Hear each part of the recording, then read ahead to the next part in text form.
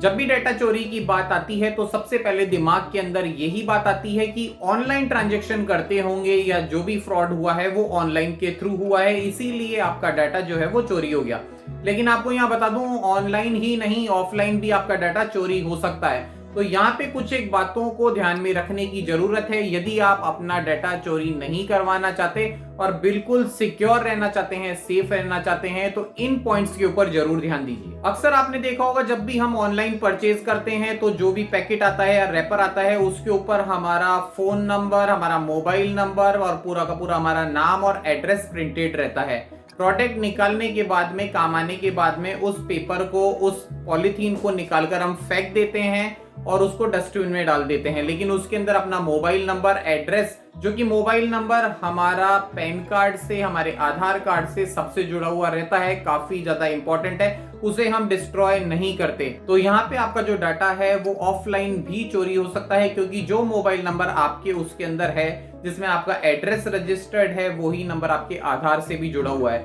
इसलिए जब भी आप कोई भी चीज मंगवाएं, कोई भी पार्सल मंगवाएं, तो उसके ऊपर लिखे हुए अपने मोबाइल नंबर को, एड्रेस को और नाम को ब्लैक मार्का पेन से पूरा काट कर उसके बाद में ही उसे डिस्ट्रॉय करें या डस्टबिन में फेंकें। अक्सर आपने देखा होगा कि हम मार्केट के अंदर हमारे पैन कार्ड को, आधार कार्ड को या मार्कशीट को या और किसी भी चीज को, ड्राइविंग लाइसेंस को फोटोकॉपी करवाने के लिए जाते हैं। लेकिन फोटोकॉपी करवाते हुए ये बात हम बिल्कुल भी ध्यान नहीं रखते हैं कि क्या हम बिल्कुल सेफ जगह पे, बिल्कुल सही इंसान के पास में आए हैं फोटोकॉपी करवाने के लिए। क्योंकि जो फोटोकॉपी के अंदर मशीन लगी होती है उसकी हार्ड ड्राइव के अंदर पूरा का पूरा डाटा, जो भी फोटोकॉपी करते हैं, वो सारा का सारा स्टोर हो जाता है। और यदि वो आदमी विश्वास वाला है तो ही आप सेफ हैं, और यदि उसका काम बिल्कुल फ्रॉड करने का है तो ये सारा का सारा डाटा किसी भी तरीके से मिसयूज किया जा सकता है। आप चाहें तो किसी भी फोटोकॉपी मशीन वाले को आप ये बात बोल सकते हैं डाटा डिलीट करने के लिए, और ज्यादा से ज्यादा कोशिश ये करें कि आप अपने खुद के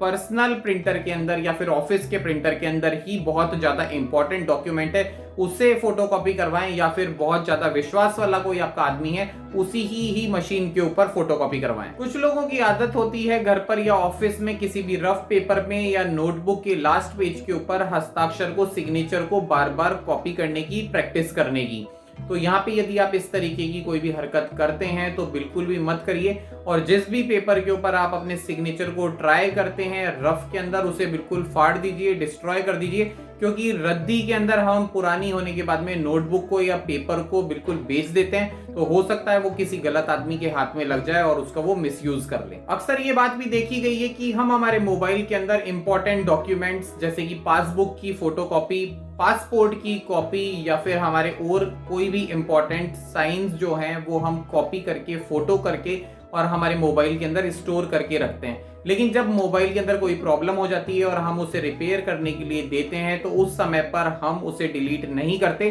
तो वहां से भी हमारा जो डाटा है वो चोरी हो सकता है। यदि आपको अपने मोबाइल के अंदर ही रखना है तो डिजी लॉकर के अंदर रखिए और उसके अंदर कोई भी पिन सेट करके जरूर रखिए, ताकि हमारी जो निजी जानकारी है वो किसी भी तरीके से लीक नहीं हो सके और किसी भी तरीके से उसका मिसयूज नहीं हो पाए।